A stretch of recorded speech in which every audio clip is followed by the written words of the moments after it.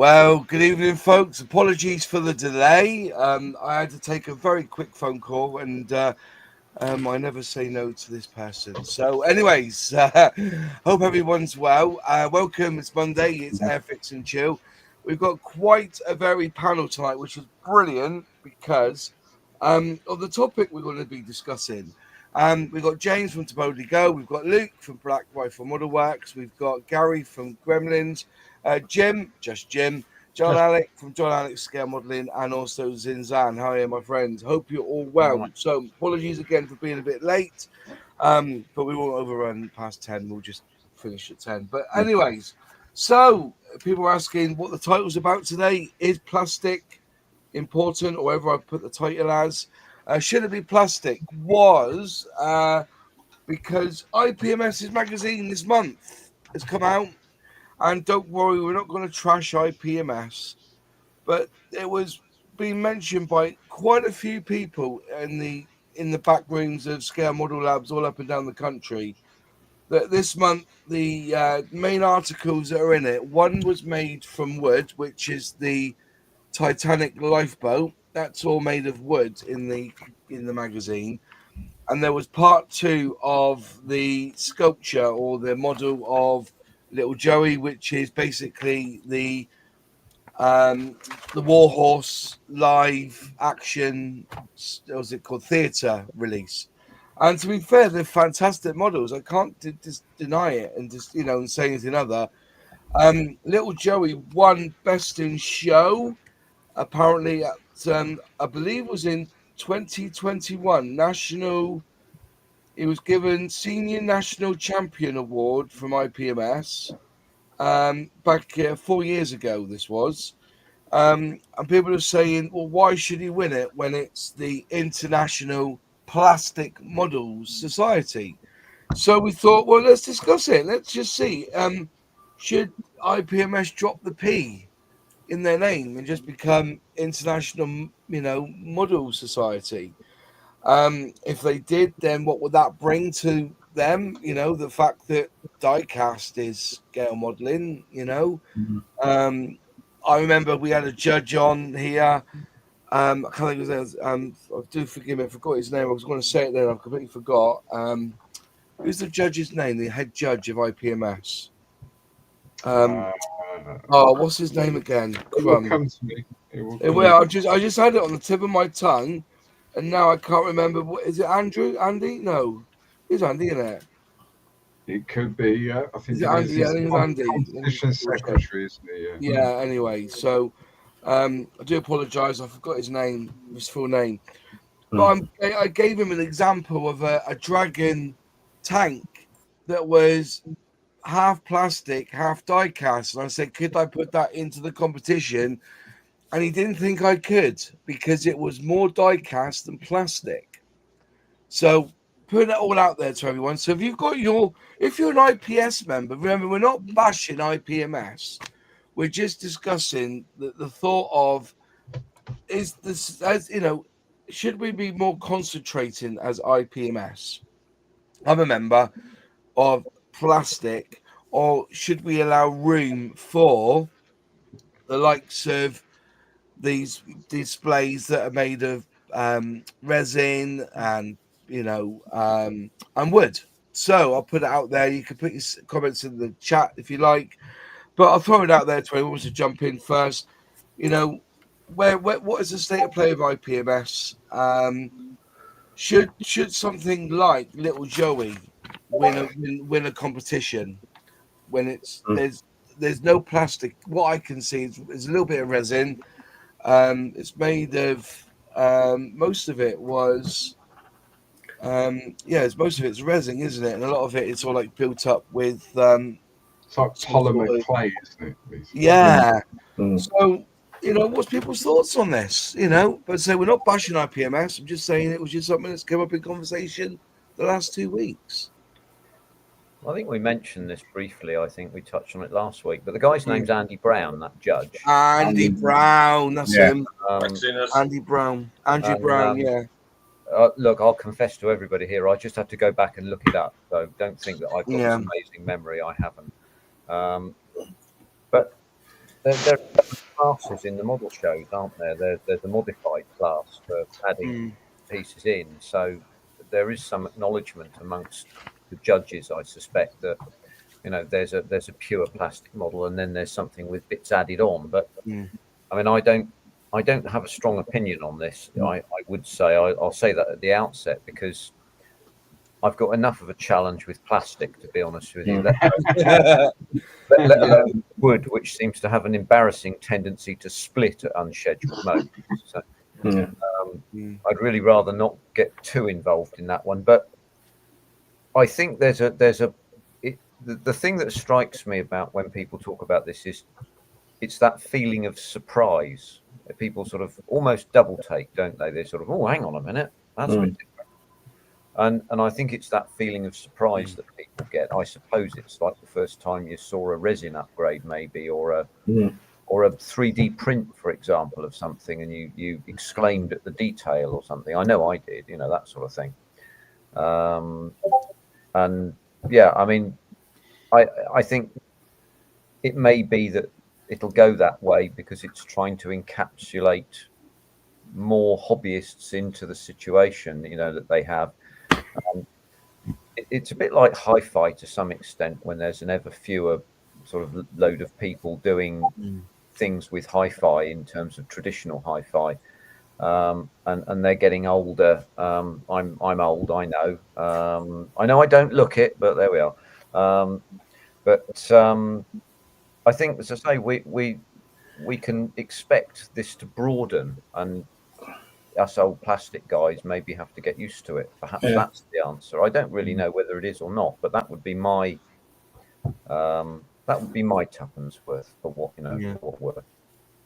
Interesting, because we've got to talk about these sort of things, because I look at IPMS like Sons of Anarchy, IPMS UK. IPMS UK is the original, and they have chapters all over the world, but they all have to, in theory, have to go on the guidelines and the mission statement of the original chapter, if you see what I mean. And with all that's happening in the UK, and you've got the other side of the pond where you've got the same issues of competitions causing arguments in competitions. You would thought that that the rules will be the same, around the world. So the IPMS rules are here, but it seems that it's different wherever you go. And I was wondering, with Jim on, how does he see the rules in the UK and the rules of America when it comes to competitions? Since I believe you were a judge, weren't you, Jim? Yeah, vastly different. Who's to say what's right and what's wrong? I mean, at the end of the day, as you know, I went over to Telford last year and had a blast, and thanks to Luke for hosting. And that was an epic 2-week trip for me. Hope to do it again sometime. But I walked through the competition room, and when it opened up, and saw what was commended, what got gold, what got silver, what got bronze, or 1, 2, 3 in each category. And I just was like, wow. It blew me away in that the results would have been vastly different over here. And there's a contingent of guys from over here that go over every year, and I know who they are. And I chatted with one of them. I said, I was talking to him about what I had seen, and he's like, yeah, these are old, longtime judges over here. And it was like, I don't know what they're looking at. I couldn't tell you. And so, and I've never spoke directly with an accredited IPMS UK judge. So, all I can do is speak to the perspective of what we do over here compared to what I saw awarded over there. And it was, things that got gold over there wouldn't even come close to even making a first round cut over here.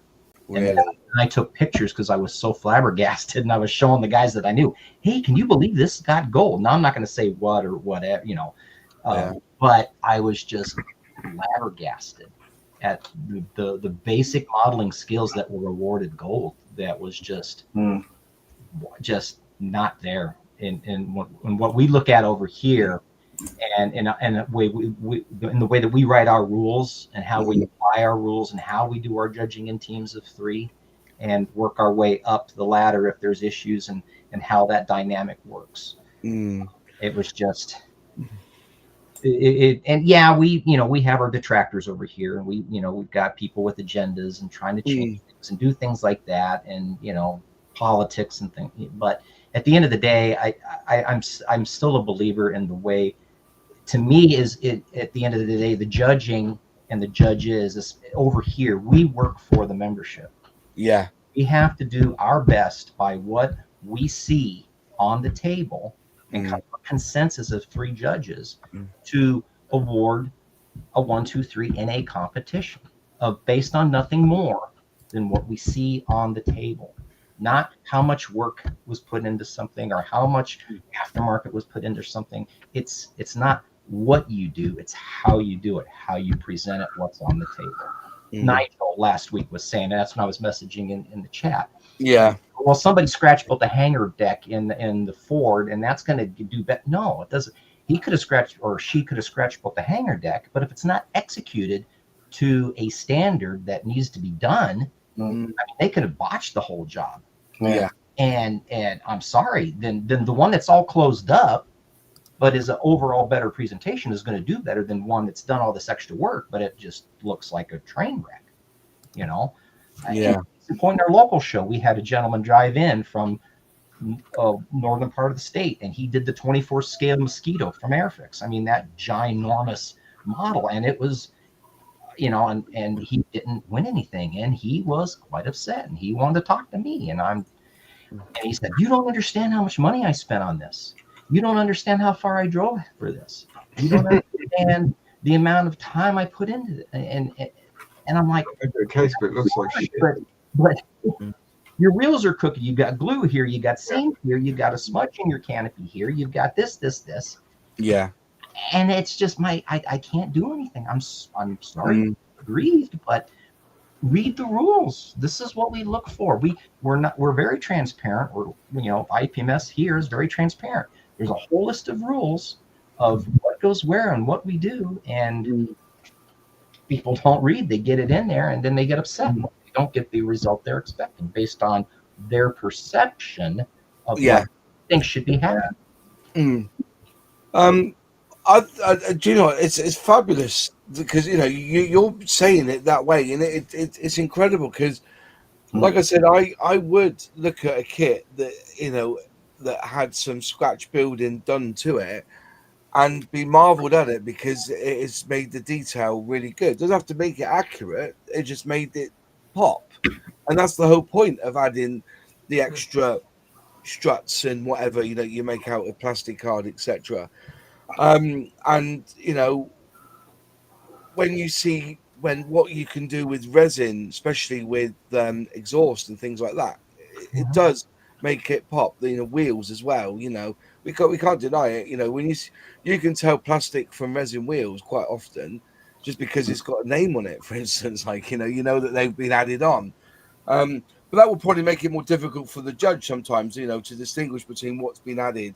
Sometimes you can put a kit in, I guess, and have some added aftermarket, and you won't be able to tell because you don't know the actual beginning of or what the kit actually consisted of before the resin was added, etc.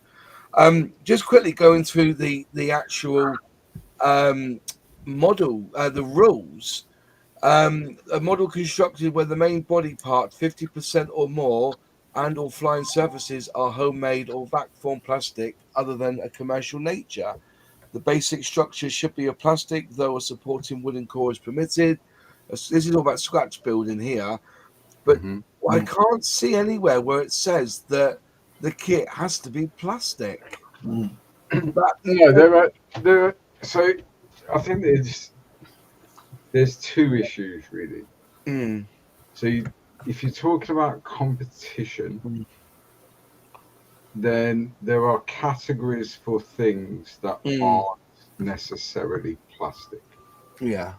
And then there are other categories where the base kit may be plastic, but then people have added photo etch, resin, etc., to enhance the kit to increase the level of detail, and the categories specify that.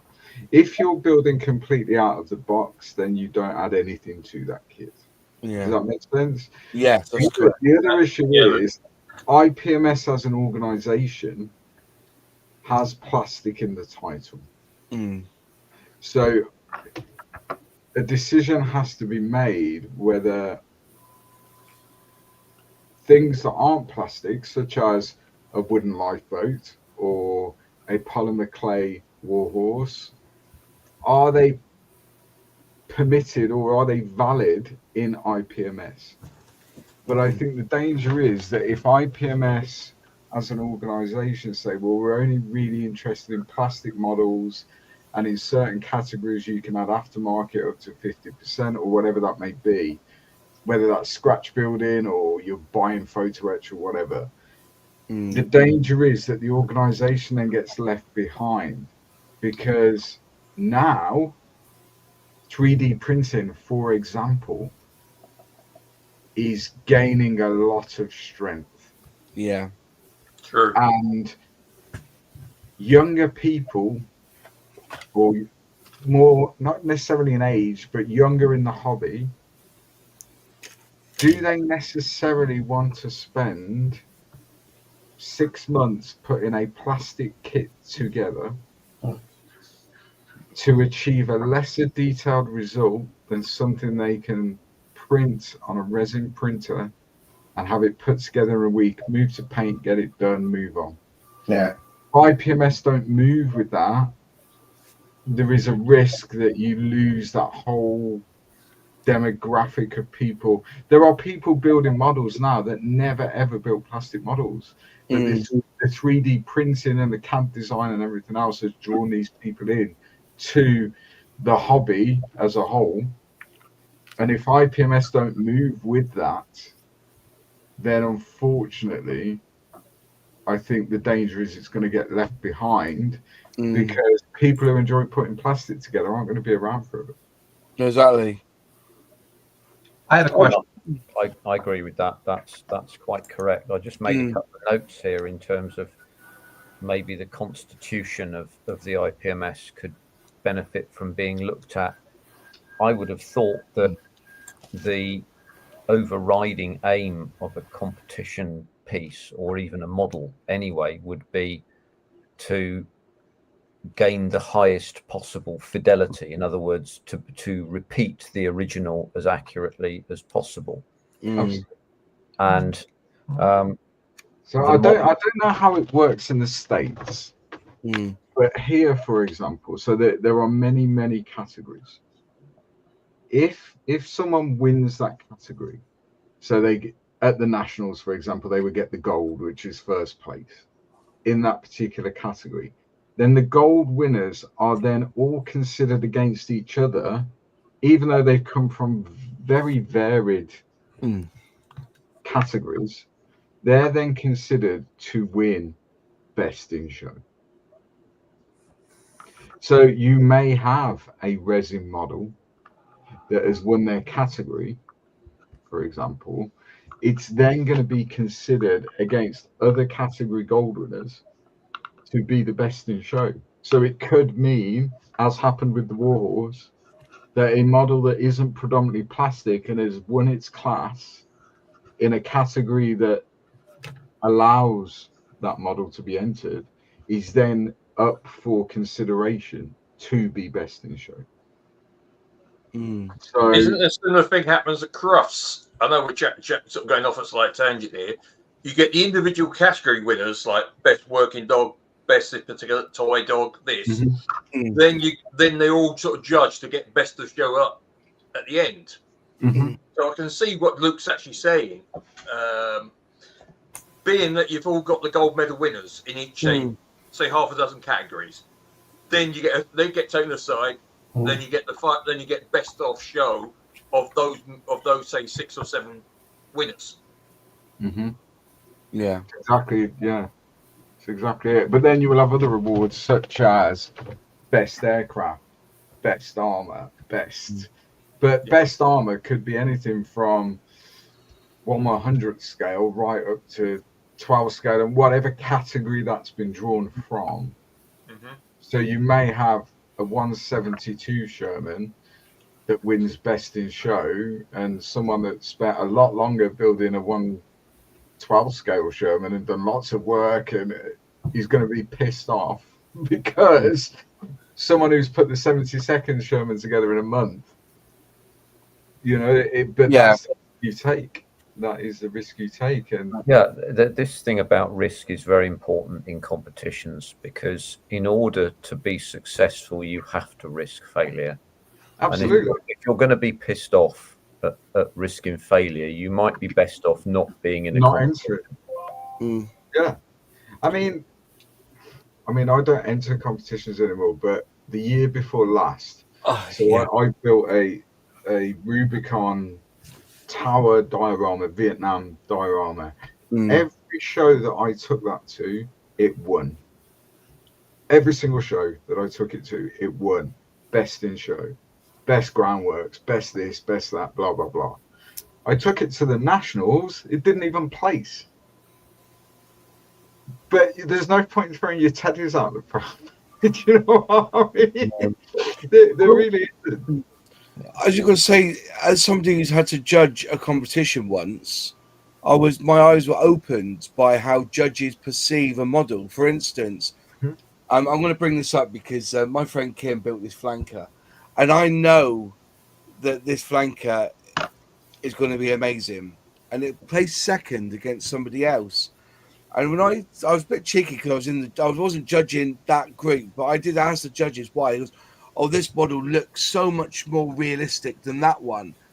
And I kind of looked back, and this model did look realistic, but it was very basic compared to if you actually looked at this model that Kim built.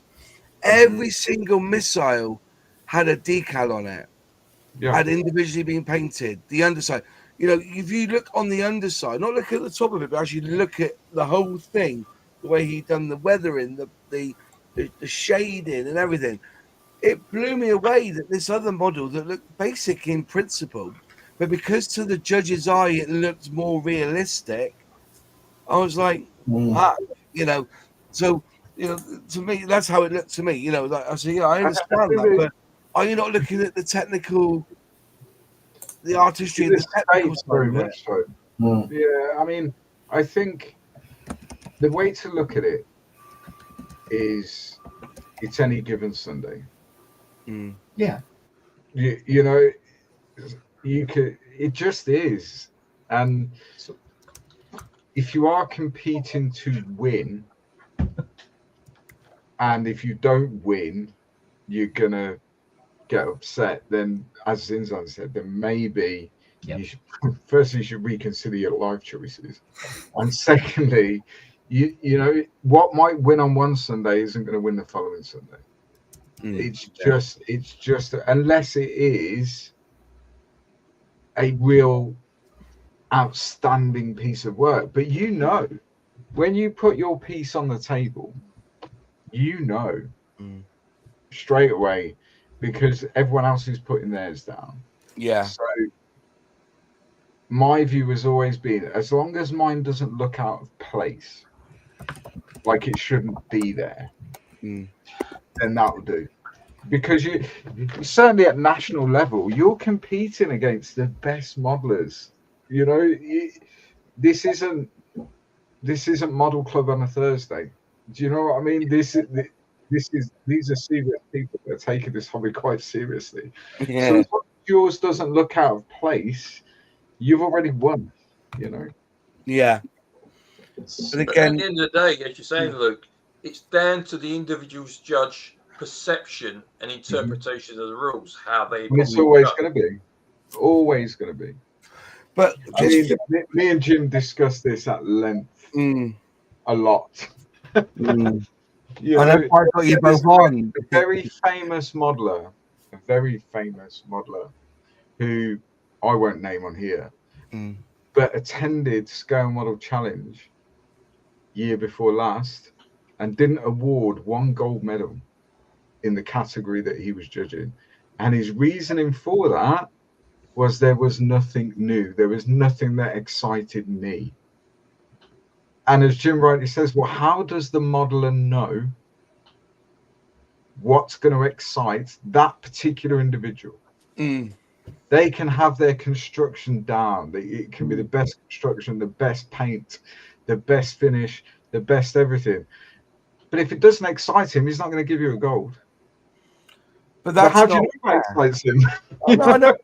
Do you know, but that's a slap in the face to all the modelers who have spent the years perfecting their technique on just putting the fucking paint down. Yeah, because that's a technique in itself on how you blend the you know, nothing new. That's just bullshit. That is. Yeah. Don't get me wrong, it did cause an element of controversy. I bet it did. I bet it wasn't asked back to judge. It's subjective, isn't it? And the whole point about judging competitions, I don't know. Perhaps just Jim will be able to, you know, say something about this. But in my view, and my own opinion on this, is that the competitions should be judged by objective, measurable criteria rather than subjective, almost whim, if you like. I don't mean to insult that judge. No, but that's true. But you know, this should be something. An objective means it's repeatable. So like it's the difference between 3 centimeters and about that long. You know, there's a difference. Go on, John. What you saying, mate? I was just following on, and it's the technical evaluation criteria, right? So there's a very objective standard way of evaluating the technical merit of contracts or something like that.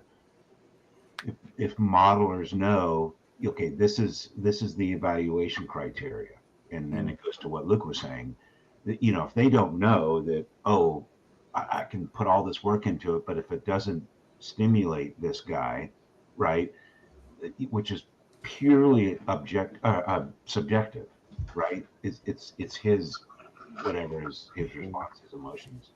Yeah, I believe ice skaters are measured on 2 sets of criteria. One is artistic impression, the other is technical merit. But even the artistic impression thing, I gather, has a fairly well constructed set of criteria. So, you know, that would be the way forward for me. Now, if you take that back to the material position, you're then into classifying models by, let's say, 50% styrene, out of the box, resin, clay, you know, clay, metal, composite, or something. You know, how many classes are there in the IPMS? Oh, there's loads. Was it 90 odd or something? Yeah, there's loads. You know, I'm just looking now. They're 96 branch champion. You know, there you go. You've got your 96, and then you've got your seniors, military, best military. Then you got your competition trophies like your A1, the Airfix trophy, your D2, which is your Darryl Bird trophy, any kit built before 2007 from Airfix. You know, it's the vast. But ultimately, the question is, should they be fucking plastic? How much plastic? Okay. You know, I don't. My personal view. Jim can go after you. I don't think IPMS should change their name. I don't think they should drop the plastic, because IPMS is such a recognizable organization and recognizable brand, if you like. Yeah. So I think they should definitely keep that. But I think what they're doing, where they're allowing categories of model to be entered that aren't necessarily styrene, I think is the way ahead for them in those particular categories. There is no worth, I don't think, whether for the modeler or the organization or the contest or whatever, in allowing a 3D printed model to be in the same category as a plastic constructed model. So for example, this so this is a British Army Saxon in 35th scale. The entire thing is 3D printed. I put it together in less than a week, because the whole thing, apart from adding the wheels and a few grills and whatever, it comes as is, and you're onto painting. So it would be unfair for me to be able, I believe, for me to be able to enter that in 35th scale wheeled military vehicles. Mm. Because there are other people that have put a Dragon Kuba wagon together, for example. Mm.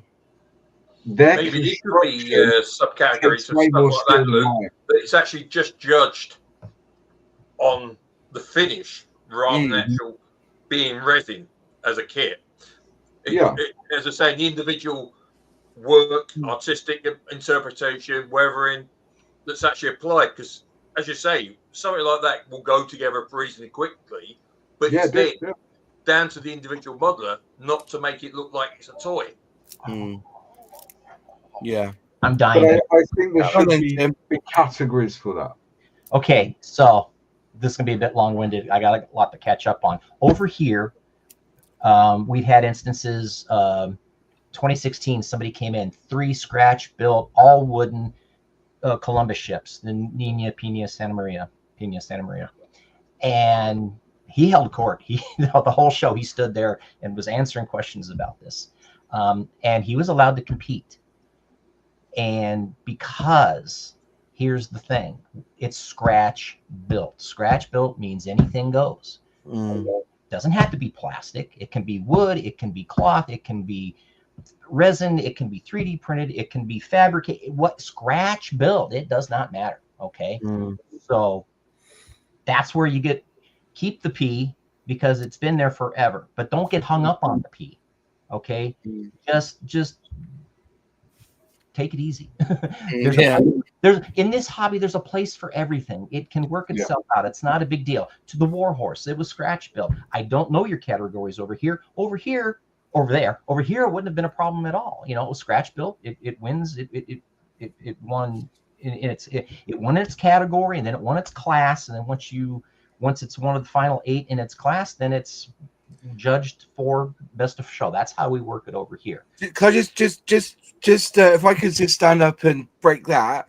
That's all very well, but making a wooden ship out of wood and making it look like a wooden ship made out of wood is far, far easier than making a plastic kit look like wood. That's what my point would be. Yeah, I don't think it is. You don't think so?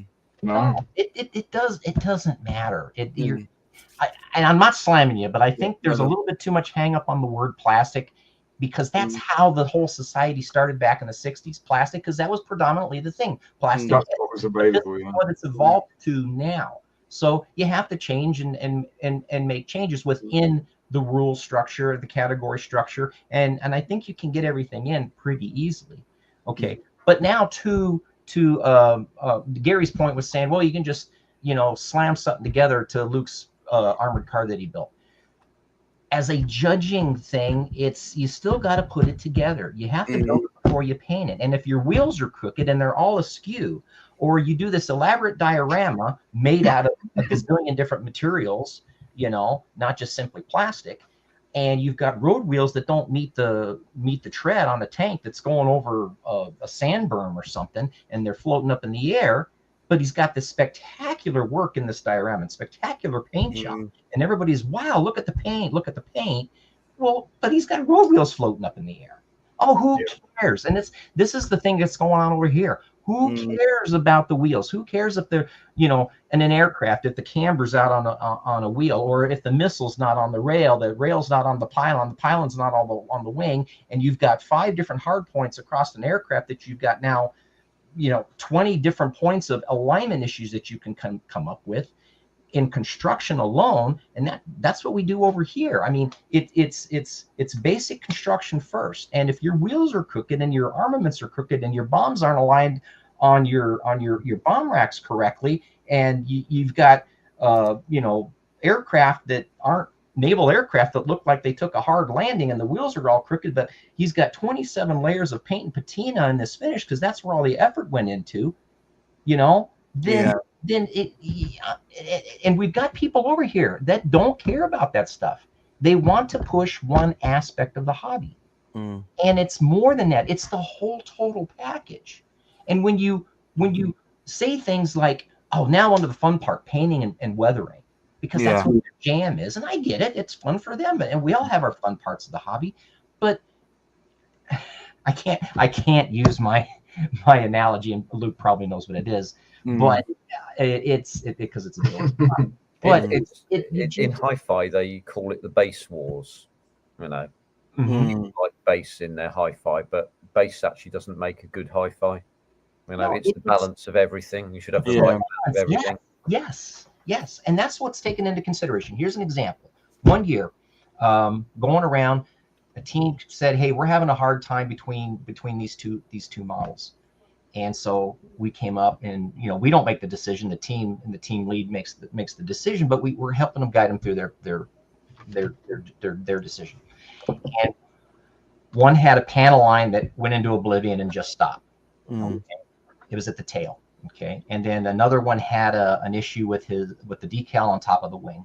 Okay, it was it had warped, or when he was putting down the softener, he or she putting down the softener, it tore. They had to try to repaint and fix it. Okay, so I said, well, this is easy. That's a construction issue. This is a finish issue. So the finish issue comes much later in the process.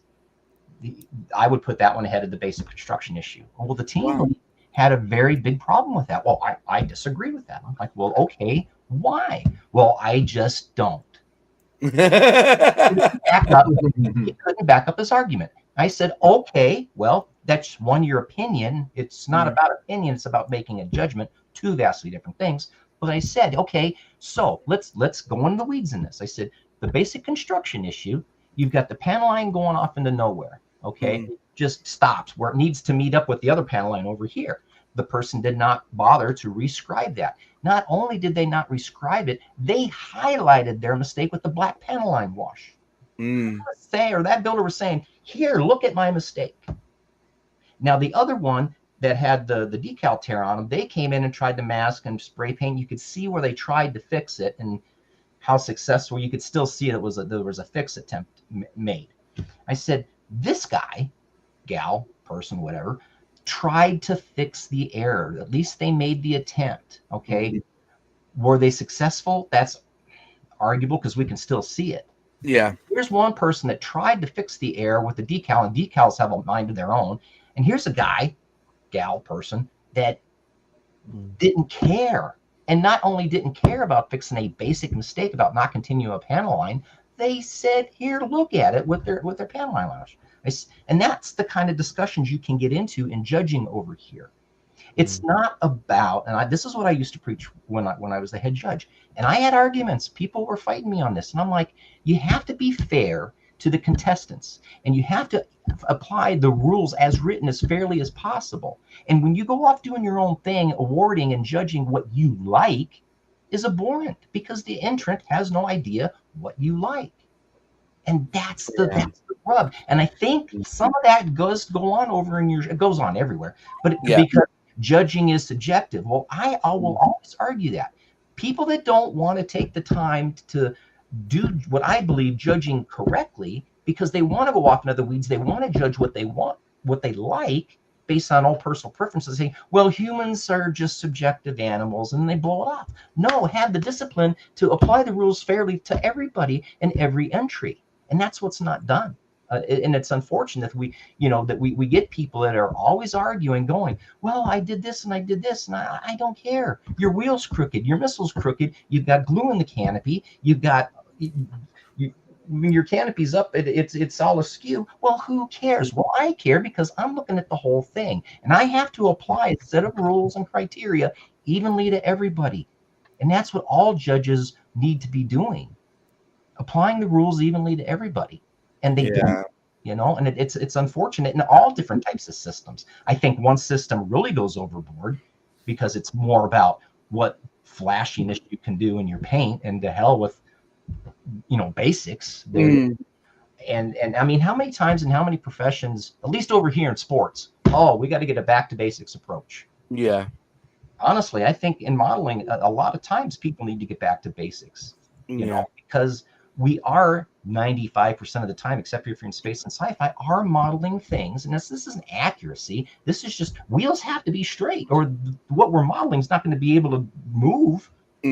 Representation. Aircraft, can't taxi straight if the wheels are crooked. They can't shoot missiles off Exactly. if things are crooked, you know? Yeah. It might look great. It might have a fantastic paint job. But if they're not basically done right, well, then I'm sorry. Yeah, well, I got critiqued once with my lorry because the first thing the judges saw was my exhaust, and I didn't drill out the hose. That's it. Didn't even bother looking at the rest of it. He didn't even look at the rest of it. But judge who was judging it told me what happened.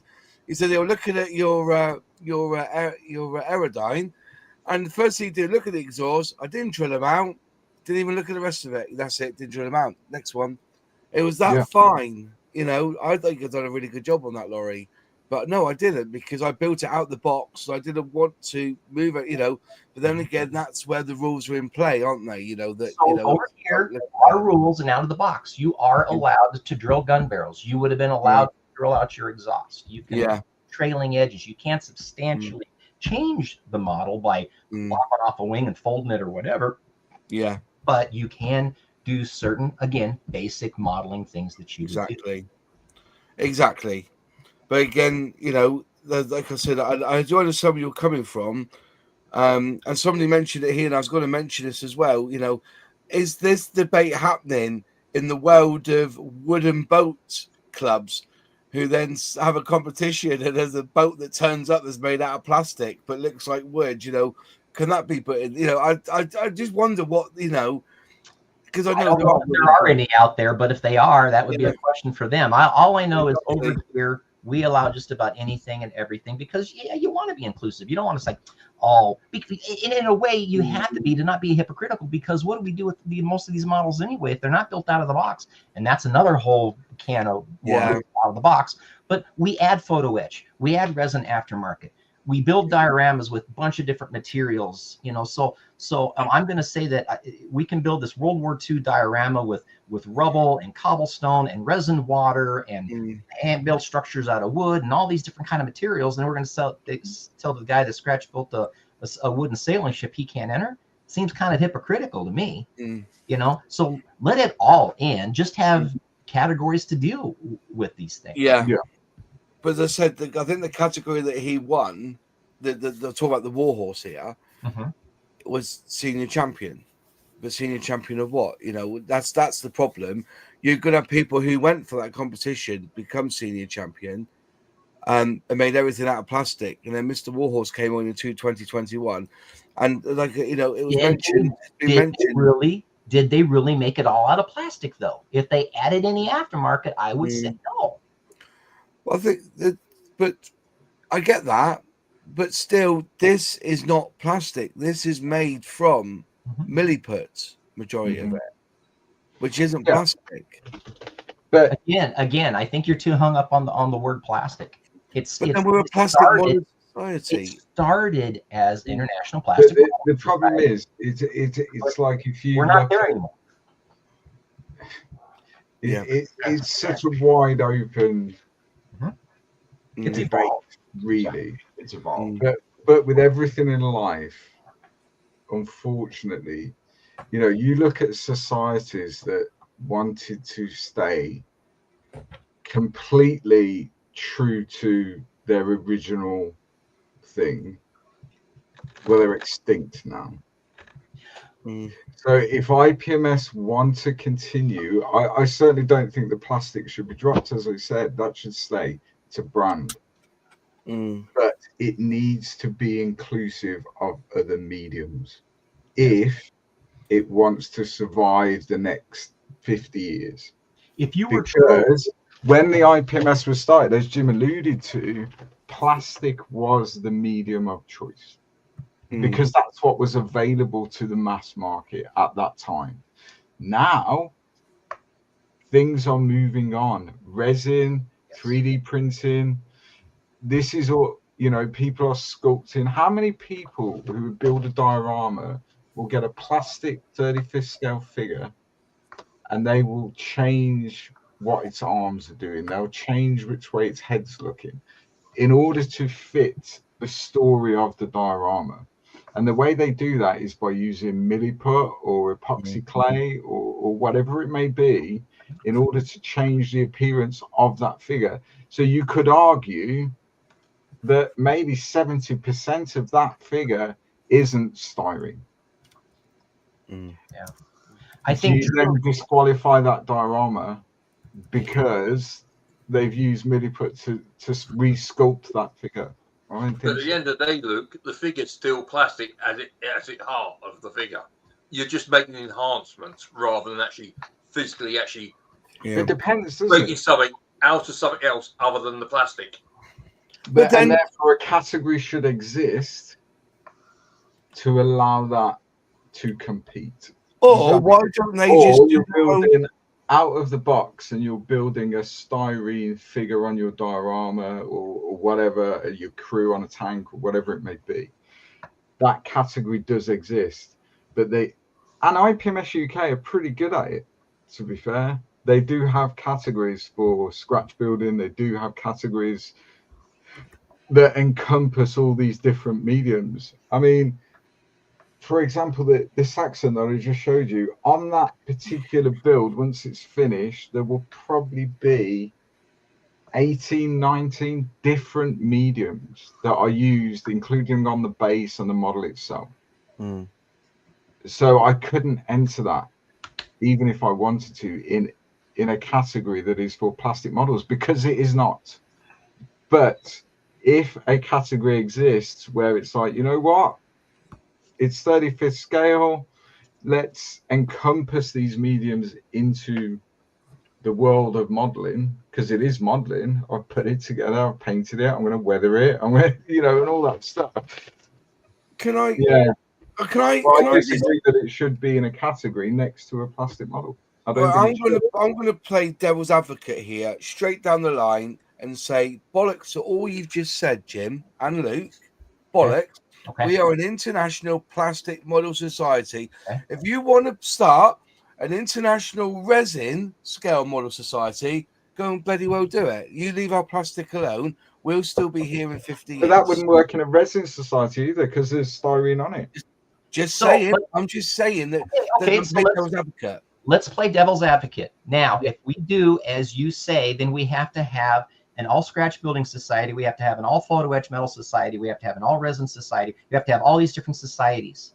If you truly want to do what you said you want to do, Moz, then you have to take it back to the beginning and allow nothing but plastic models built out of the box. See how that rolls over. No, but I'm just saying. This is what I'm saying. That this is what the majority of people I'm hearing, that we're a plastic model society.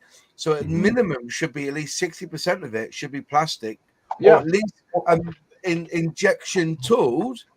Well, why 60? Why not 62 or 75?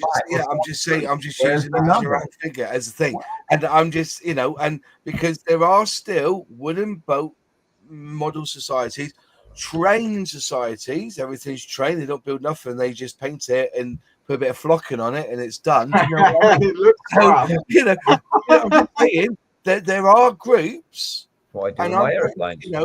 And I feel that they're to be fair. Sorry, that just made me laugh. That did. Sorry, the LMPASD, my Plastic Alone Society.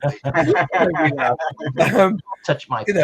There are things that have been around a lot longer than IPMS. There's societies that building wooden boats, OO gauge trains, why can't the IPMS just remain Plastic Model Society and have the models there? If they want to go in a competition, just have an emphasis on plastic. If you're going to do that, and I'm quoting you here, you just said plastic models. If you're going to do that, and it has to be plastic, then it's only plastic models with nothing else added. So now you've gone from what we have now, what you guys have now, to all the way back to the beginning where it's nothing but out of the box plastic models. And I don't think you're paying public and society would want to go for that.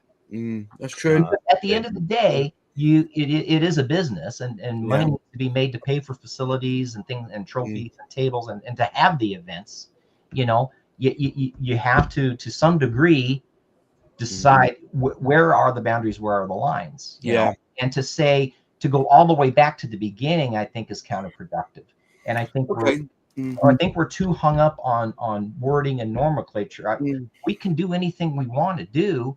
We just have to write, and at least the way we do it over here, there's different avenues for people that want. If you want to scratch build something, and if you can do it to a stellar degree, well, then you're going to do really well, probably. Yeah. Not because it's scratch built, because you did very well at it. You know. Yeah. There's 56 aircraft categories alone, and that's not counting the other 7 major classes that I mean, there's like over 600 different categories, I think, at our national level. So there's plenty of room, and there's plenty of space for anybody and everybody to do whatever they want.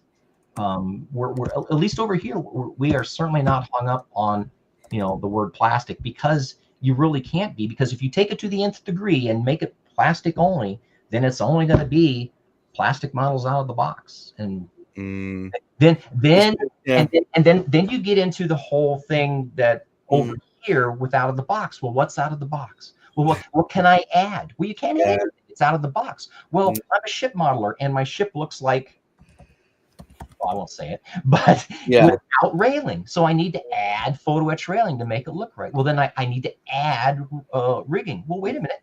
That doesn't come in the box. Or if it does come in the box, well, now it's a high-tech kit that's got all these multimedia kits. Well, that's not the original intent of out of the box, because out of the box was created because of the misconception you had to add extras to win back in the mid to late 70s. That was the big thing that got out of the box started over here, was that you had to add extras to win. And it really isn't. I did a little study. I had just about every convention issue from IPMS back in 73 nationals up till 23. And there was a time where we awarded first, second, third, and out of the box. Your out of the box winner could be any model within that category, or it could also be one of the models that placed. So therefore, the very theory you have to add extras to win doesn't hold any water, because 38% of the time, over a third of the time, your out of the box model is also one of your place models. Okay. Be it first, second, or third. Now, so why do we even need out of the box anymore? Kits are so well done. I mean, look, you can take any Edward weekend kit and not add anything no resin, no photo etch, just their basic kit. Yeah. And have a stellar model on the table, So that whole premise, you have to add extras to win, just simply is not true. And we're still fighting that to this day over here. You don't need to do that. Matter of fact, when you add extras, you set yourself up for a whole bunch of problems, because you give yourself 20 different steps adding this resin cockpit, and that will now change the shape of your fuselage. That goes this down the line, that causes you much more problems. It makes it even harder. It's much more easier to build something out of the box to a high standard than it is to super detail a kit. Yeah, I totally buy all of this, but the question goes back to the Warhorse: is it a model or is it a sculpture? Now you is it art or is it? I've written a load of notes here from what people have said to me over the last couple of weeks, right? And one of them said, well, it wasn't even a fucking model, it was a sculpture. Because all he did was use milliput and this, that. And I'm not dissing the guy. I'm just putting devil's advocate here. I'm just saying, I'm just trying to be the guy who puts out these sort of things that have been said. Okay. Was that a model? Because in theory, and I see their point, was it a sculpture? I would say, okay, let's say it is. Let's say it is sculpture. Is sculpture art? Is what we do art? Now, people will say what we do isn't art, and it is art. I say it's a craft with artistic elements. I don't call it an art. Okay. Yeah, same. But there are a bunch of people out there that will call it art. Now, do you want to call this sculpture of the horse art? Okay. Well, now that goes back to another whole section of the hobby says, well, yeah, there's no problem, because if that's art, well, then what I'm doing is art. And talk about blurring the lines again. Who cares? I'll use that line. Who cares? It's at the end of the day, they're making something.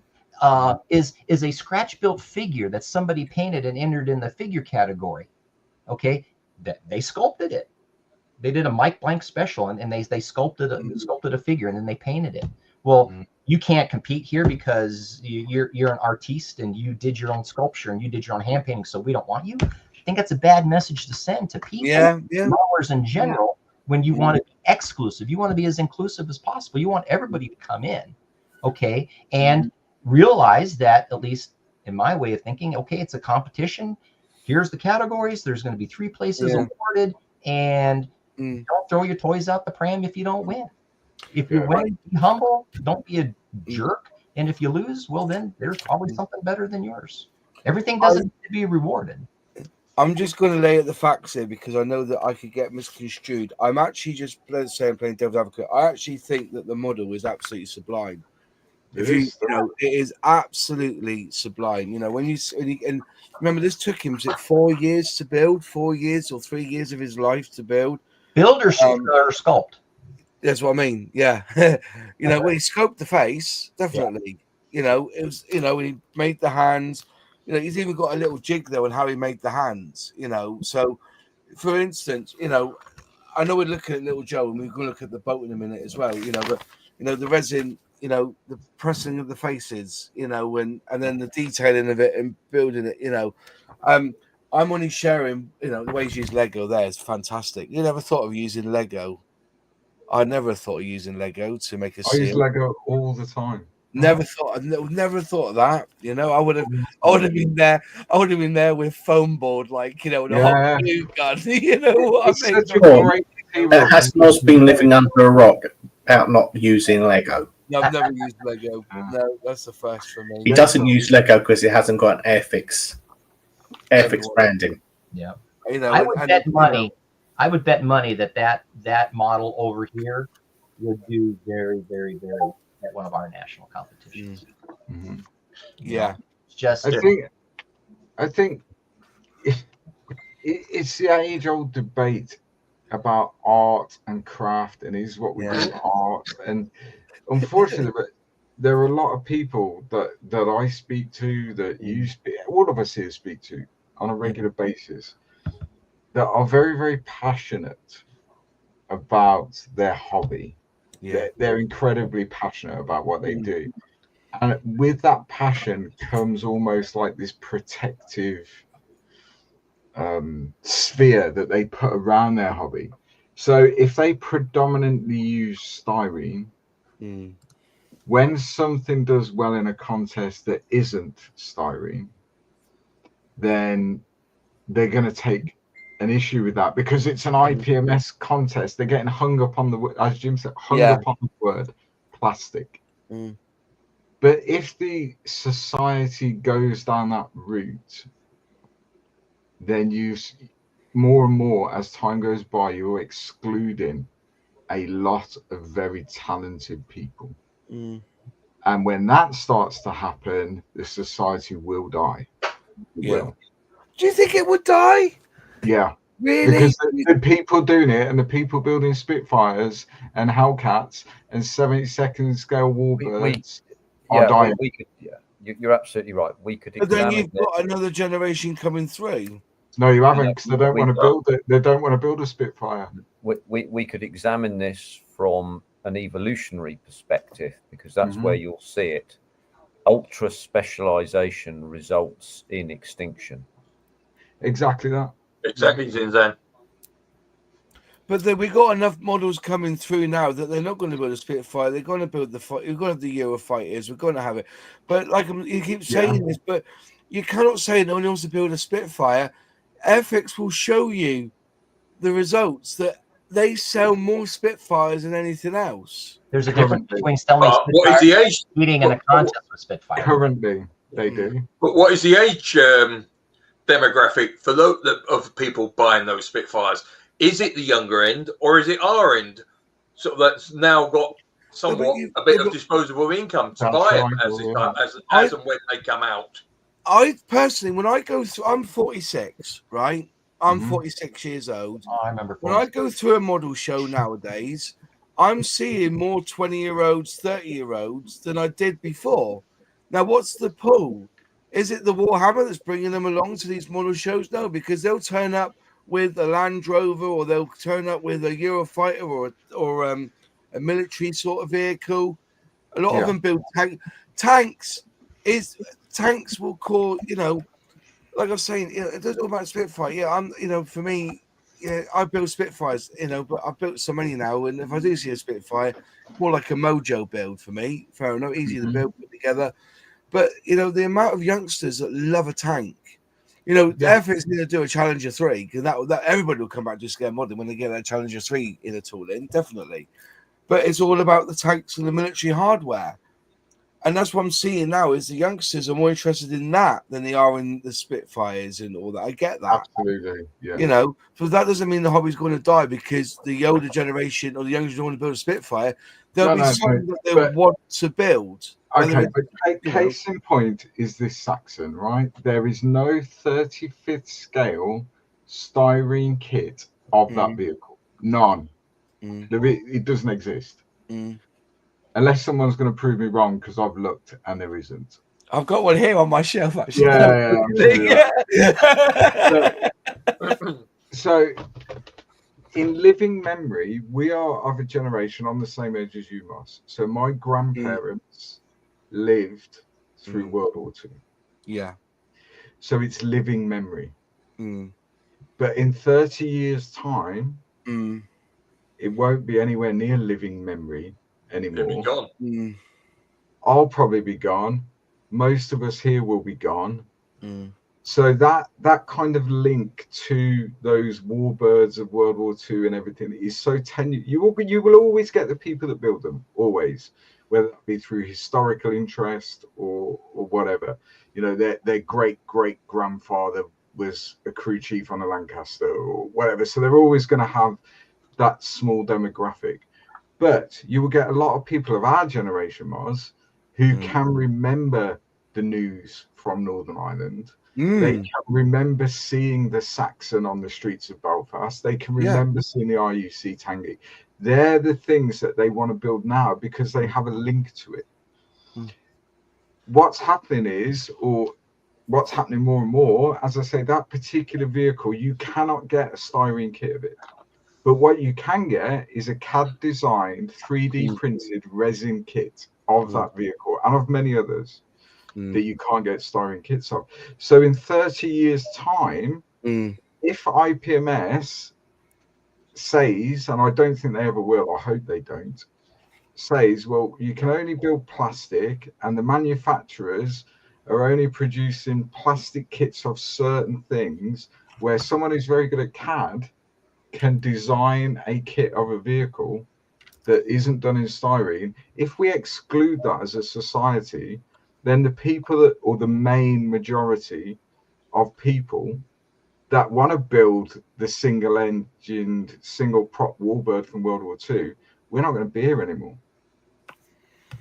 I get that. And therefore the society dies. So the exception doesn't disprove the rule. I kind of get that. But like I said, I think they're starting to realise now that the generations have changed. Like I keep saying, there must have been a reason why Airfix, with their starter sets, didn't just do a whole load of new tooled military. They brought in five cars into their starter range because they were going for, I reckon they were going for the, not the younger market, but the middle-aged guys who would want to own a supercar. So what can I say? The Richard Hammonds of the world. That's what I said the other day, and they kind of laughed at that. But also, I always think now that if you look at what's coming out military hardware-wise from Airfix, from Academy, they're realising there's a pot of gold there. You've got the Saracen coming out, haven't you? I think it's Academy or Trumpeter are bringing out that rocket launcher that looks, basically it's a Volvo A35 dumper, and they just put military hardware on the back of it. So they're seeing this happening, and I think that they're going to bring that through. I remember Northern Ireland because I went to London at school, and we were all told if there was a bomb blast, you head for the nearest McDonald's because they won't bomb a McDonald's. Right? On the Whitby bar. But that's what we were told at school. When we went to London, we were told head for the nearest McDonald's because the IRA will never bomb a McDonald's. Well, they actually bombed them. They actually planted bombs in the Wimpy Bar on Oxford Street, and the poor guy diffusing it got blown up, and I ended up on my arse in Ridley Street because of it. But like I'm saying, I mean, I think that military wear is coming through, but also the thought of building a lorry. There's a lot of models out there who like modern technology. Wait till the Tesla gets put into a model. We've now got the rockets being built. All these little things. I think they're realizing that the Spitfire and the World War II stuff is coming to a very, very end, and we're now moving into the science fiction and the modern day stuff. Modern day stuff. Yeah, But so sad. The problem is there are the stalwarts, and I speak to them all the time, and they're so protective of this. It's not modeling unless you put plastic together. Yes, it is. Yes, it is. It is modeling. It's just different. Which blends into Alex Smith's comment that I want to touch on. Says, why don't they just make it ISM a show? Okay, and that's fine. But then guess what? You still have to exclude the Warhorse because it was as Maz said, it's more sculpture. Yeah. Well, now, I mean, again, where are the lines? And then why do we have to have lines? Anything and everything goes. I don't care if it's sculpture. I don't care. We have a place where sculpture can be in the show. We have a place where an out-of-the-box Airfix Spitfire can be in the show. What's it hurting? I mean, at the end of the day, everybody has a chance to compete. Now, you have somebody that spends 4 years and sculpts and makes parts out of clay or whatever, and builds the Warhorse. And then you have somebody that goes down and builds the Airfix Spitfire. Okay, and they go through the competition process. Well, chances are, if both are done well, now one's probably going to do better. So what? Who cares? At the end of the day, it's a model contest. I mean, everybody gets so wrapped up in all this stuff. It's just a model contest. Yeah. Be it an open system, and there's a lot of people that get ticked off, and I've seen videos of guys. I got a bronze at SMC, and it was this British guy, and he's just going on, and I'm going to do better next year, and I'm going to get all this. I'm shooting for silver next year, and his buddy had a silver, was shooting for gold. His buddy got gold, he got bronze again, and he was ticked. So regardless of system, you're always going to have detractors. I have my preferences, but at the end of the day, get over it. I would tell you what, Moz, I'd rather go to a show where I had a chance to see the out-of-the-box Spitfire and the sculpted wooden horse, as opposed to going to a show, going back to, well, it's only plastic models built out of the box because it's got to be plastic and plastic only. What show am I going to go to?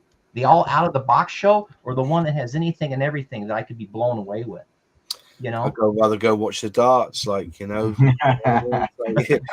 you could even take this panel as a very small window of the hobby. Yeah, exactly. There are people on this panel, such as I can't remember the last time I built a kit out of the box.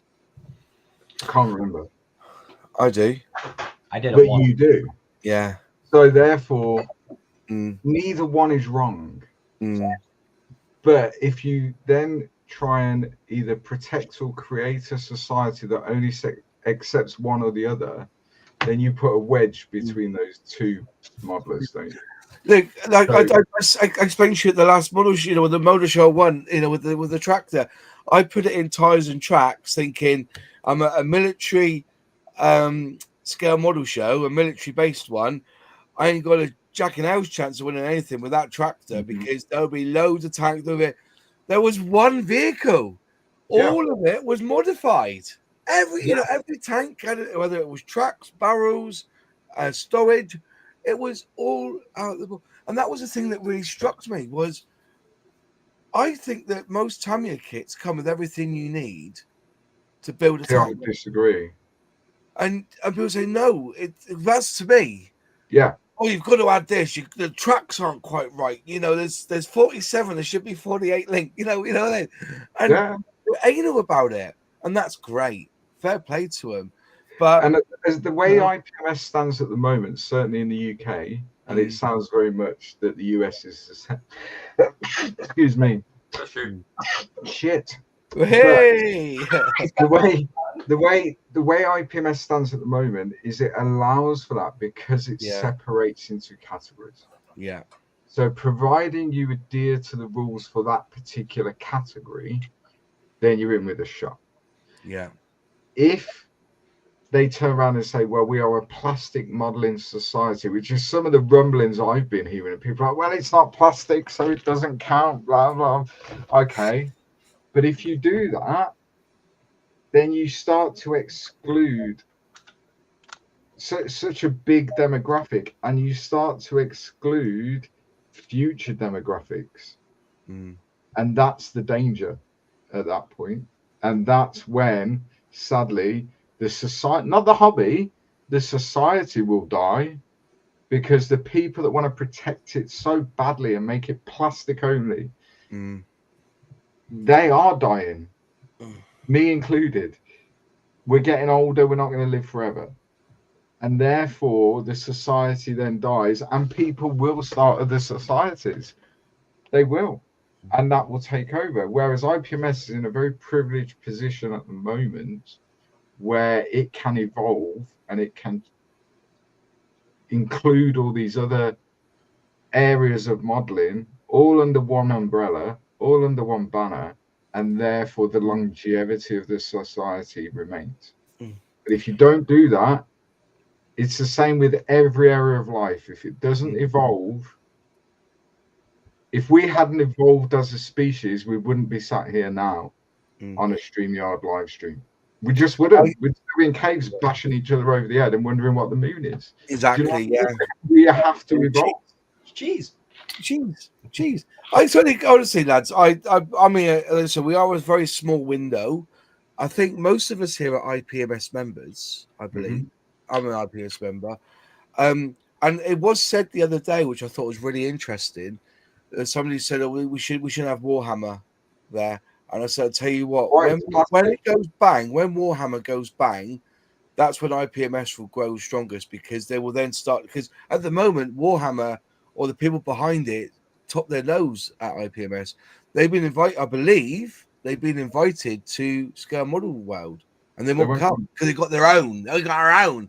But if that ever goes tits up when this 3D print puts them out of business because they're all printing their own resin, you know, they'll end up coming to IPMS. So embrace. That will never happen, because if you're talking about Warhammer as a business or as an organization, there's so much more to it than the model. So much more to it. War gaming is what I'm trying to get at, really. Yeah, war gaming. And I want to show any tabletop wargaming system, there is so much more to that system than the model.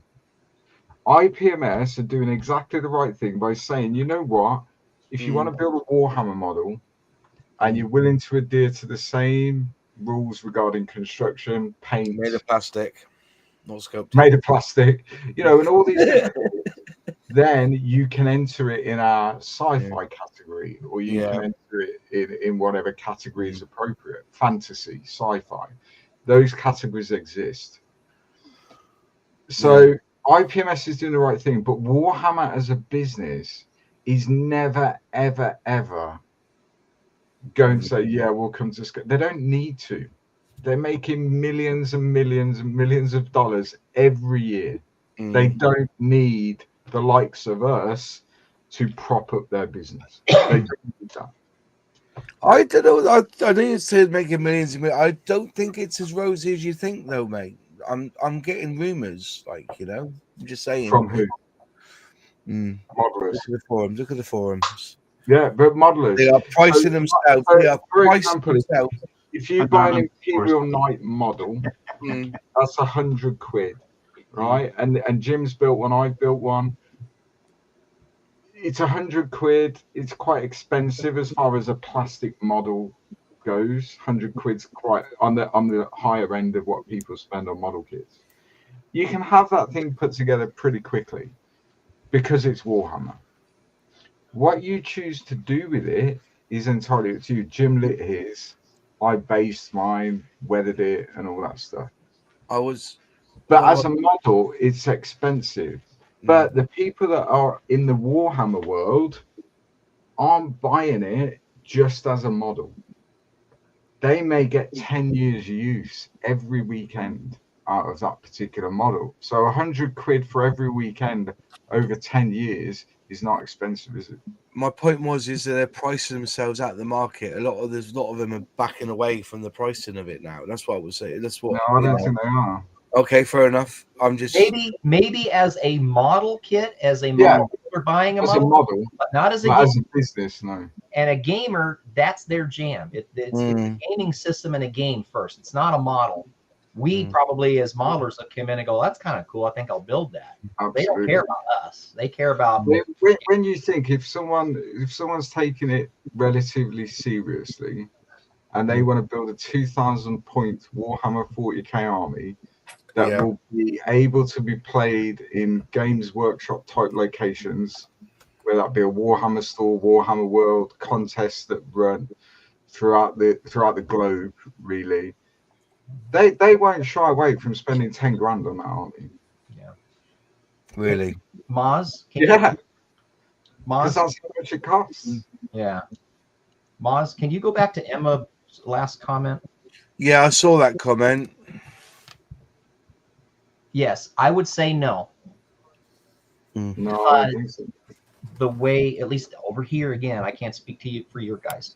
We try to include everything. Okay, old school would be at your simple out of the box builds from the 1950s and 60s kits. Okay, we include those all the way up to modern 3D printed kits. I mean, there's room for everything, and there can be room made for everything.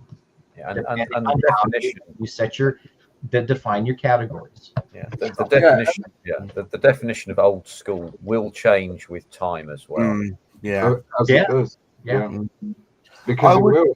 As we were saying, in 30 years' time, are people going to be building the same amount of Spitfires, Hellcats, Hurricanes as they are now? Probably not. No, they'll still be building, but they won't be building the same stuff that the old school is now. They won't be doing that. They won't. The old school will be different. I think also there is basic. I think there's waves. Things come and go in this model community as well. I think I feel that we never lose old school techniques, if you see what I mean.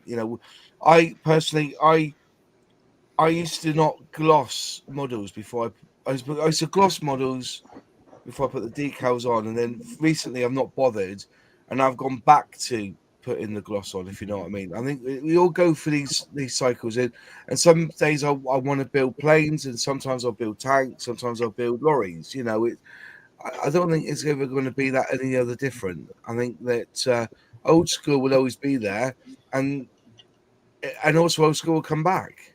There'll be people who get fed up of building resin, 3D resin stuff, and go back to building plastic stuff.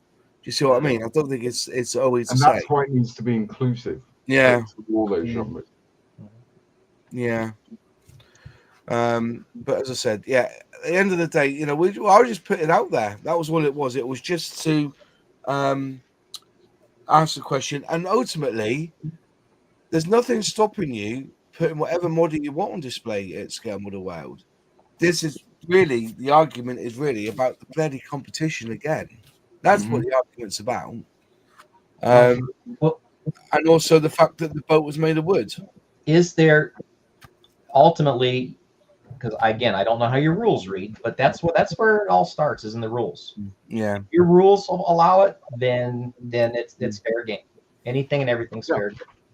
And I think Ben earlier in the chat, he put what category that warhorse was entered into, and it absolutely fits that category, and it absolutely adheres. What was it of that category? What was the category it was put into? It was like any other model, I think it's called. So it's something that it's basically anything that doesn't fit in the other category. Clay horse or something, I don't know. Yeah, there was only one. But it absolutely adheres to that category to the rules. Therefore, if it wins that category, therefore it is eligible to be considered as best in show or best senior, whatever. So one year over here, I think it was 2000, a gentleman scratch built, and he was in the process of scratch building 5 different, like, pre-World War I, I'll call them flying kites, ancient aircraft, okay? And he started with the engines, and he scratch built all 5 engines in the scale he was working in. And he's like, well, you know what? I'm just going to enter them. Well, there was no category for him except miscellaneous, so he puts them in the miscellaneous category. And I want to say he won best of show. I'd have to go back and look, but he did very well with those entries. And his grouping of 5 scratch built little tiny engines beat everything in that show. So it's again, you know, was it all, were these engines all made of plastic? And no, there's a lot of metal involved and turning and all kinds of stuff, you know. So do we want to be exclusive or do we want to be inclusive? And I hate those terminology words, but, you know, is IPMS UK or IPMS USA going to go out on a limb and say, no, you can't enter this beautiful work of art, this Warhorse or these 5 scratch built engines because they're not plastic? To me, it's just a bad look, and I don't think it's someplace in either the society would want to go. And as people complaining about it, to me, it's just like, why are you complaining about it that it's not all plastic? You know, who cares? Who cares? I'd rather anyway show and see it and go like, wow, that's flipping cool, you know, and as opposed to going around and seeing, I don't know, 500 out of the box kits. Okay, they're nice, but I don't know. Yeah, and as a callback to what was said earlier on, actually, it's all art. According to Oscar Wilde, art is something with no practical use. It's all art. What do you mean? We can play games with these things. We can around the room airplanes and. No, I hear what you're saying. I hear you, exactly. That's a classic argument. You know, is it art? That in the eye of the beholder, so who knows? Who can say? You know. Yeah. As I said, there's always been different medias of modelling. Ever since I was a lad, there used to be a shop just around the sort of 10 minutes walk from where I live now. You could walk in there. You had the plastic and metal RC planes. You had the balsa wood kits. You had matchsticks kits you built from matchsticks attached to cardboard. You had your conventional plastic. You had your sort of like resin boats, radio controlled boats, cars, things like that. It basically catered for everybody who wanted to do a particular genre of modelling. Yeah. I will say one thing then. Not last time, about 2 weeks ago at the Scale Model Club that I went to, I took one of those Metal Earth kits, Star Wars Fold and Bend, and I enjoyed myself. No paint, no mess, wasn't it? Like, you know. Yeah. And I go to lots. You know me. I film a lot of model shows, and I'm always surprised and pleasantly surprised on the techniques that people use. You know, I think at the Yova model show, there was a guy there who made everything out of brass. Both were out of brass, and it was brilliant. The pop rivets and everything. It was, you know. But I would wonder if my model club would allow me to put my 1-6 Mustang from D'Agostini on the table, like, you know, it has all metal, and all I've done is bolt it together with screws. I haven't done any gluing or nothing, but it is still a scale model. And if you press the brake lights come on. You know, it's you know, but I wouldn't put that in a competition. Bring it over here, Moz. They'd let you enter it.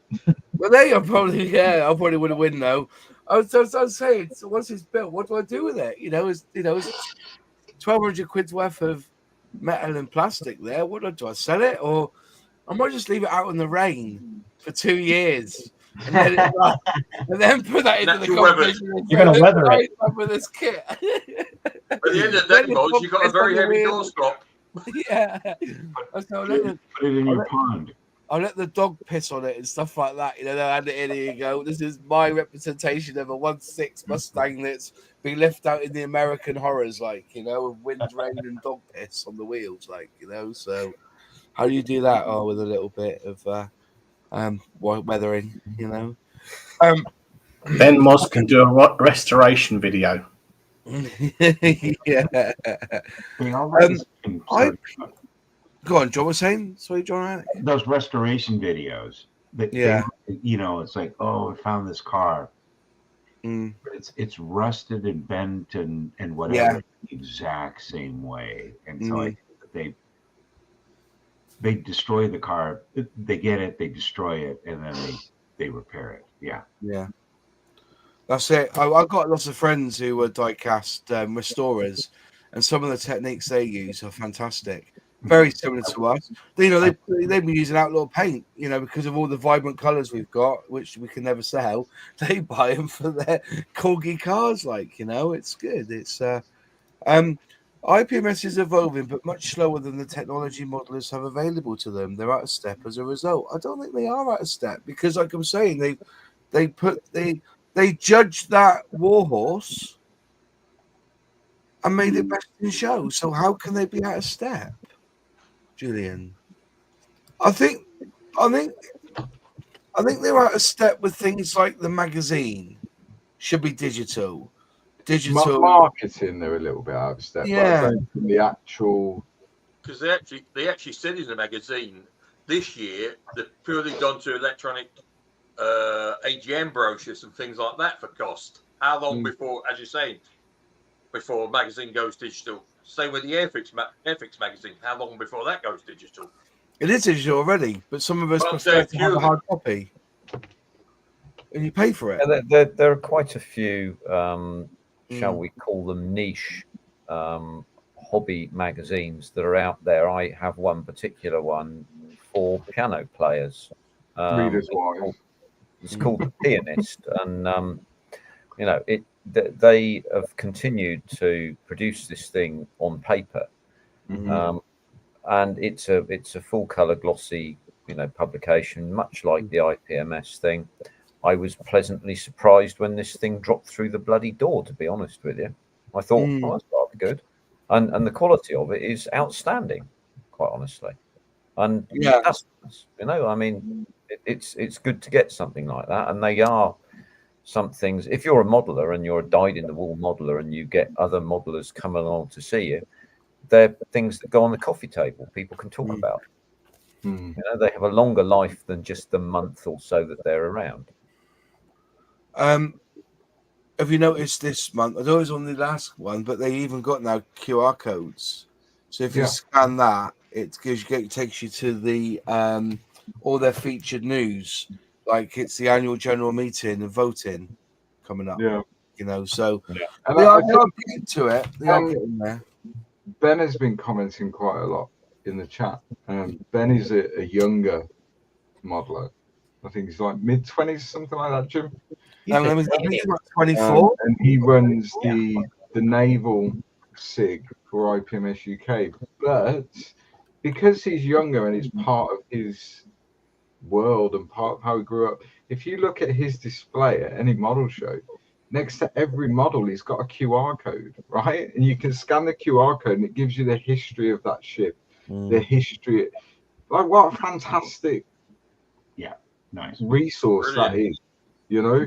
And that's the kind of thing that the organization, the society needs to embrace going forward, not be stuck in the 1960s and not move with the times, because if it doesn't move with the times, people will go elsewhere. They just will. And that's where Julian's comment comes into play, I think, more so than anything else. I think that's more what I can't speak for him, but I interpret that as maybe where that comment goes, you know. And I think IPMS they're doing the best they can considering the resources they have available to them. Or did they say they've got like, what was it how many members is it? It was like 30,000 members or something. Is it something like that? but there's only actually 7 who's running it. You know what I mean? So I got big respect for the likes of Dave and Andrew and John. None of them get paid. You know, if you look at the, I think it was on an email. I don't think it's in the. They haven't put it in the magazine. They normally do, where they have like, yeah, it's not in this one. I think I must have read it online where they've got the votes. You know, who do you want to vote in? And basically, I'm still standing because no one else wants to do it. So you know, fair play. You know. Because I mean, you look at, I don't know, the resources that Warhammer, we've talked about Warhammer, the resources that business or that organization has at its disposal are significant. IPMS doesn't have that. It doesn't have that level of resource in order to do things. But sadly, what happens is it will be constantly compared. You're not comparing eggs with eggs. You know, it's a totally different thing completely, because they just don't have the resources and never will have, because it's a non-for-profit organization. Yeah, that's it. But actually it's a bit more than that, because of their size though, they've still got VAT to pay and things like that. It's a real minefield. And we had the treasurer on. Were you on that night, Luke, when he was on? No, I was working. I've seen it though. Just fantastic. He was absolutely solid. So I totally buy all that. You know, it's not coming mother.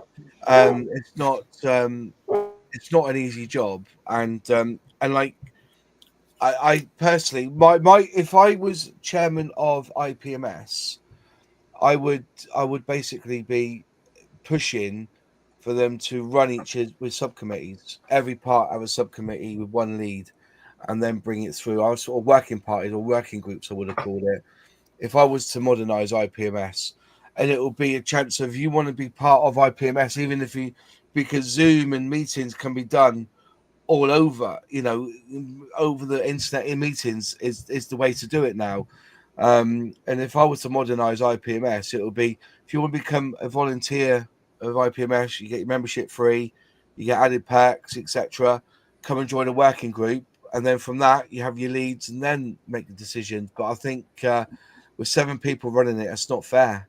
So I think that'll be the progression for me, would be to make them into working groups, each part trustee, you know, and then have their lead meet up. I think that would be, and then give them perks to be IPMS. I mean, you know, I'll tell you, there's a lot to be said for titles. Now, people take the piss at me when I say this, but you look at all societies, they have titles.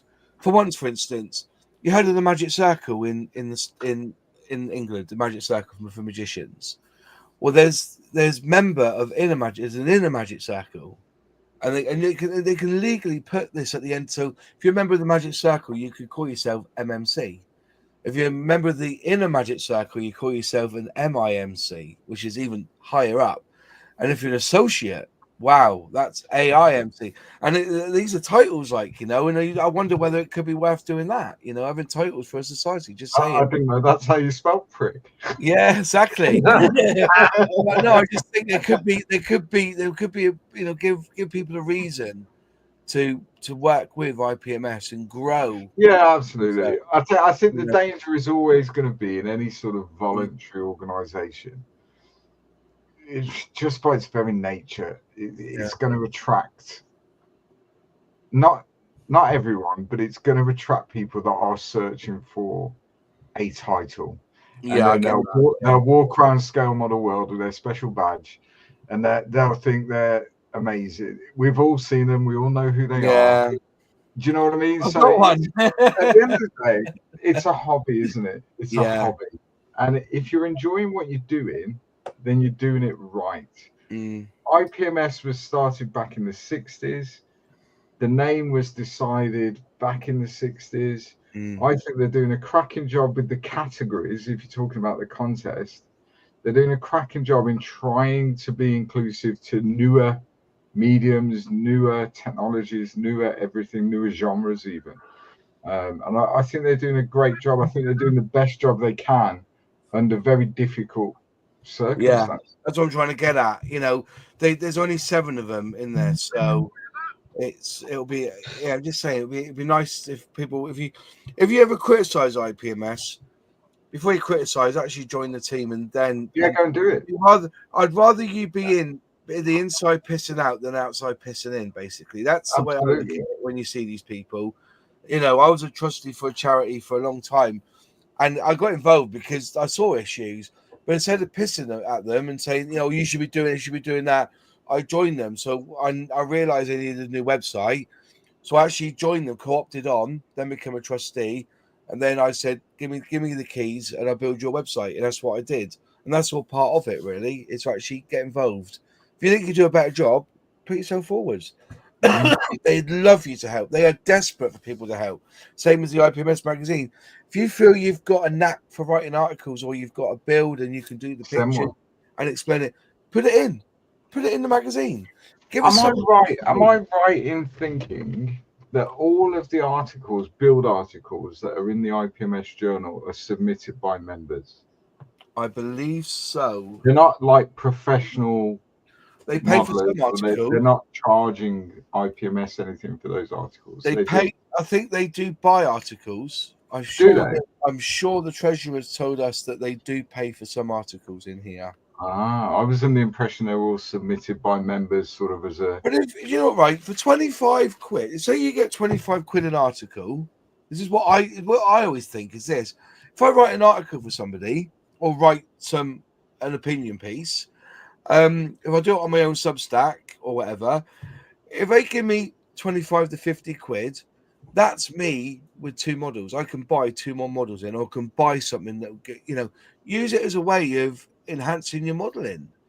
You know, a couple of hours, 3 hours, get something to proofread it. If you've got something to add, put it in. So yeah, it's but it's a good thing if you want to be part of it. And I think they do pay for some of the articles. You know, they give you 25 quid, then use that to pay for another model and build it, and then put it in the art and put it in. So as long as it's not a Warhammer model, because you won't get one. Yeah, that's it. Yeah. Comment. Yeah, it is membership. I've been asked to do a few of my shits, but literally haven't done any since January. LOL. I do think the outsiders do write articles because they said that they pay them. So yeah, it's the UFO Society. All the members are identified. Very good. I like that. Plenty of kits of PE and rubber. My last kit had both. I know resin is a type of plastic. To me, if it's a scale model, show it. Judge it. Be happy. Build a model. Fair play. I think that's quite true. Yeah, very true. Yeah, to me, if it's a scale model, show it, judge it, be happy, build a model. Yeah, take the criticism on the chin and just be better next time. So anyway, at the end of that, we're very fortunate in the UK that most shows you can show your model. You don't have to compete. The States is a bit different. I get that. Yeah, and there's many reasons for that can be debated at length. And geography being the main one, because it's a bit of a pain in the arse for people to take their models halfway. For us, what would be halfway across the fucking world just to show your model. But in the UK, we're very lucky that we're quite small, and we can do that fairly easily. But you don't need to compete. You can show your models on your club stand or whatever. Sarah KK. Yeah, it's anyway bigger over here too. The display, at least at the national areas. We did it back in 2018. It's gone back a ways, you know. So they're trying to push that here. You got a big show coming up in June, August, isn't it? August. So there'll be plenty of models there and sculptures, won't there, Jim? Jim, will you be there at the IPMS Nationals in Hampton Roads? Good. Right down the road or up the road for you, John, right? It's about 2.5 hours down. So we'll be there. We're going to be there during the I think it's the 7th and the 8th. It runs between the 6th and the 9th. Yeah. And we'll be there the middle 2 days. So the plan is for me, I'm thinking my buddy and I may try to drive 4 days out there. See, to us, that's completely alien. Yeah. Oh, dude, If just we drive 4 days, we'll be at the edge of And- Europe. And Yeah. you gotta drive 4 days back. well, no, it's going to be even longer because we're going to make a trip out of it and hit museums on the way home. All right.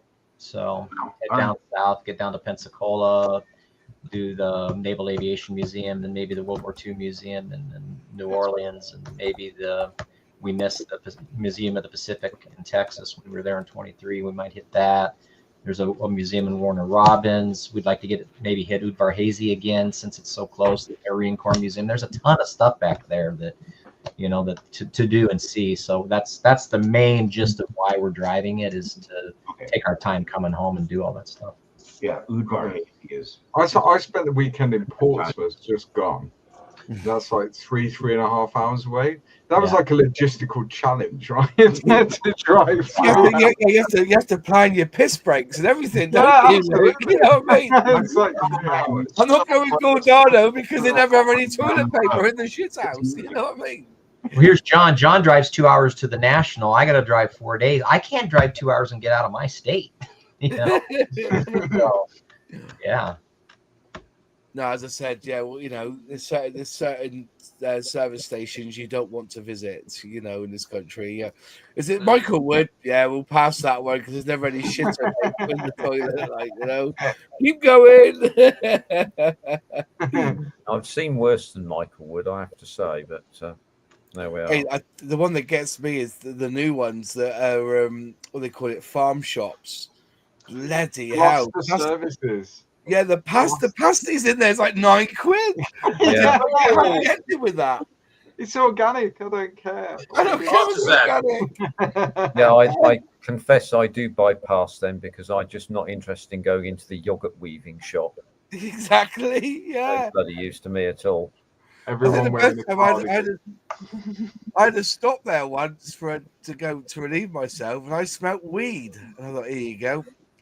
Hash cakes was there or something? I actually know 2 people that would drive to Gloucester services, purposely to buy the organic whatever it is in their shop and then drive home. They literally drive to the like, wow. Nuts, Yeah. man. That's The it. CO2 that you admit that you put out in the atmosphere. Yeah, we're not just to friends. go get your arugula or something. Yeah. They wear cardigans and special shoes. Yeah, they drive cars made out of wool. Yeah. Yeah. Stop oil! I'm driving to Gloucester. Gonna special shoes. I believe that's American Airlines. Unreal. Yeah. I think I saw a picture last week. There's a woman sat on a plane with a Just Stop Oil t-shirt on. Unbelievable. Yeah. Isn't it the next global climate crisis conference? And they've like cut down half of fucking Amazon to build the road so people can get to it. Yeah. I've heard that one. This doesn't make any sense. Yeah, there's so much logic to this. They've turned themselves into figures of fun. Bless them. Anyways, I'll show my age. I went to IPMS UK when it was at Donington Raceway. It was excellent. Crumbs. Oh, bloody hell, that's a long time ago. That's a long time ago, isn't it? Is that 80s? 1980s? Or was it less? Was it 90s? It's 80s or 70s or 80s, I think. Yeah. I never went to Donington. Listen, I wasn't even a twinkle in my daddy's eye when that was going on at Donington. Well, I went to Monsters of Rock in Donington, but that was in 1992. Yeah. Anyways, I think we pretty much sussed that anything goes for IPMS at the scale, and there's always if there isn't a category for it, then it's probably not worth even entering it. I think that's the answer, isn't it? There'll always be a category there for something. So have a catch-all. Yeah. Before you know it, somebody would make something out of wool. Here you go. Here's my Spitfire made out of wool. Oh yeah. Yeah. Crochet Spitfire. Well, you see them as postbox toppers. Mm. soldiers, Diamond art. ships, The castle planes. called Diamond art. Well, this is what I'm saying. I personally would love to see a scale model that's built out of fabric that was used. Yeah, you wait until I've built my macrame F-16 then. Yeah. It's got a raffia seat cushion on it. Yeah.